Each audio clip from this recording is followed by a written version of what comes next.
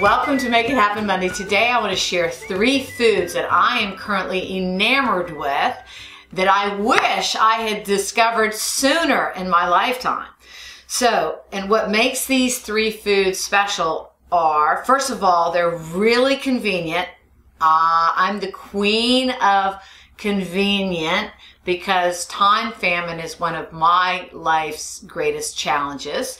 They are all good for you. 2 of them are off the charts good for you, and they're all delicious. Okay, so those are 3 great things. Convenient, healthy, delicious. Doesn't get better than that. All right, so let's talk about them one at a time. First of all, these aptly named crackers, Crunch Master multi-grain gluten-free crackers. I love these. So my personal weakness with foods are salty, crunchy things, and thankfully there's lots of ways to healthfully satisfy that that love.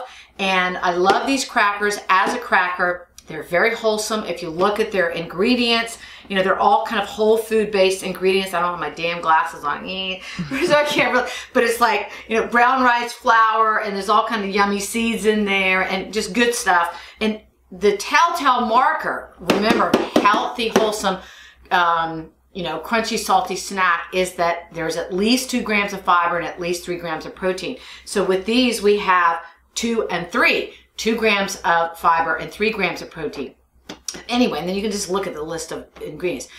The other thing I love about these, other than having them as a crunchy, healthy, more wholesome snack, is if a recipe calls for breadcrumbs, this is what I go to. And what I do is I just quickly pop them in a mini food processor I have. You'll have something at home, I hope. That means if you don't, your kitchen's not equipped right.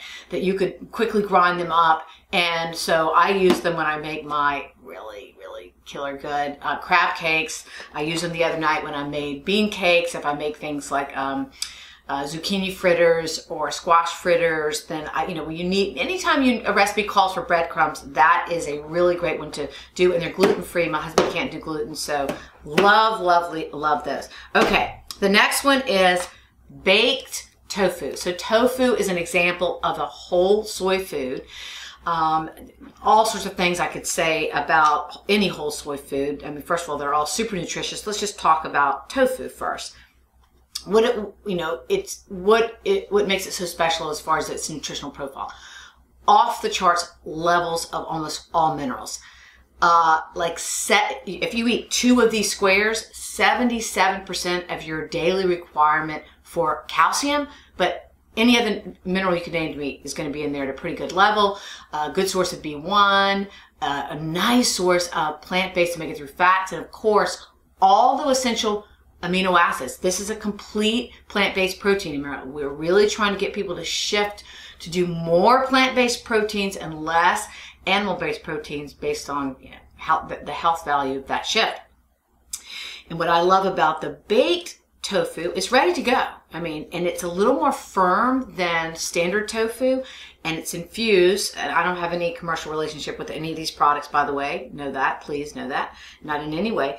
But this one is flavored a little bit, and it comes in various flavors. This is sesame ginger. They also make a teriyaki, and I'm kind of addicted to it. And I typically will use this, and if you follow me on Instagram or social media, you see that oftentimes for my lunch, I have a really big salad. I did that today. And I mean, they're big. And I know I need to have, and there's just fruits and vegetables in there because I try to plant-based foods only at lunch. And I know always know I need some protein. And this is just such a great protein. Sometimes I just dice it up and add to it. But my favorite way to do it is have it on the side. And I usually do, 1 to 2 squares or somewhere in between that on the side. And sometimes I drizzle a little bit of barbecue sauce on top or some other kind of sauce on top. But anyway, check it out. It's just delicious and so easy and so convenient. The third one is like, I'm not like in love with it, is matcha.